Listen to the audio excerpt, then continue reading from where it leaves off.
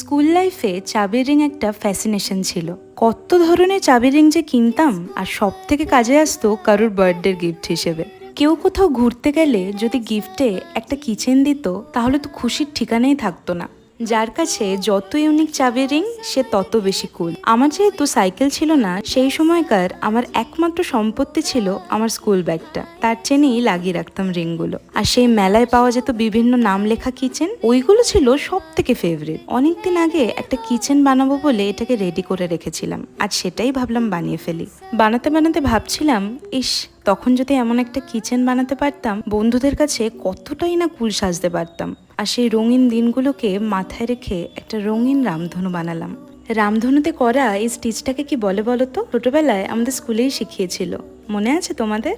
সব শেষে নিচে এমব্রয়ডারি করে নিলাম নামটা। এবার কমপ্লিট। স্কুলের সেই রঙিন দিনগুলোকে ফিরে নাই পেতে পারি, কিন্তু স্মৃতি